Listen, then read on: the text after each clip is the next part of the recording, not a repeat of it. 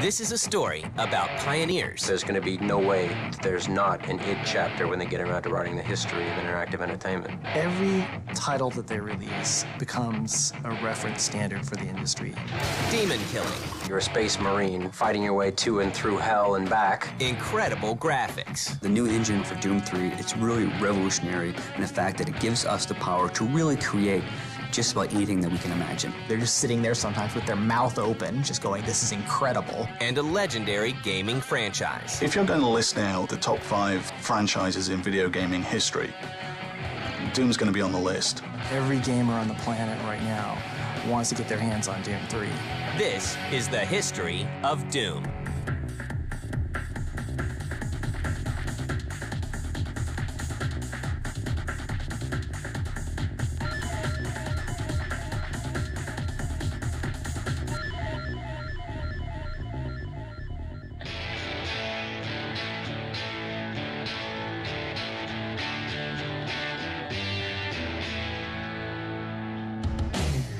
It's May 5th, 1991, and a small company in Mesquite, Texas called id Software makes a big impact with Wolfenstein 3D. It was not the first 3D game. It was not even id's first 3D game. But it was the first 3D game to really hit a national and even international audience. And it was done in a way that had impact. People weren't ready for it. Games that to this point really hadn't looked anything like Wolfenstein did, and compared to today's standards, that's not that great.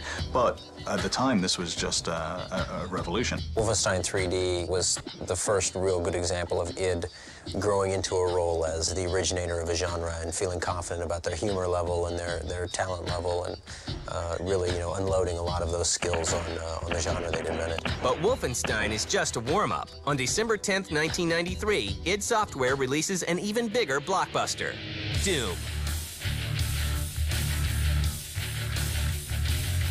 The original Doom was really good because it was kind of the first game that kind of gave everyone a glimpse to the future of what games, would be like. Deathmatch was an id terminology. The word probably existed beforehand, but was popularized by Doom. When people talk about frags and all the other terminologies, they're hearkening back to things that were set in place by Doom. We enjoyed the jump to the more kind of horror action with Doom, and of course it was also driven by what we were watching at the time. Doom was always about aliens and Evil Dead. There is no real way, to my knowledge, to estimate how many people have downloaded and played Doom Shareware. I think you could make a very, very good argument that Doom was probably the most played computer game of all time, just because of all the people who downloaded it for free. Doom will rack up more than 10 million downloads in its lifetime. id follows up with Doom 2 1 year later, but then takes a break from the franchise to release Quake in 1996. Quake in its day was an absolutely phenomenal engine to debut with. It was just raw technology that you would look at and say, we haven't seen anything like this on the PC before.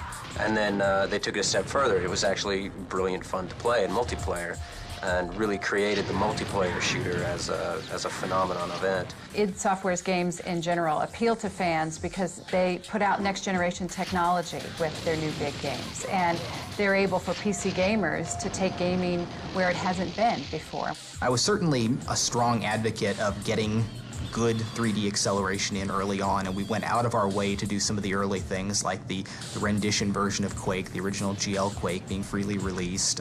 id continues to push the boundaries of technology with the release of Quake 2 in December 1997 and Quake 3 Arena in 1999.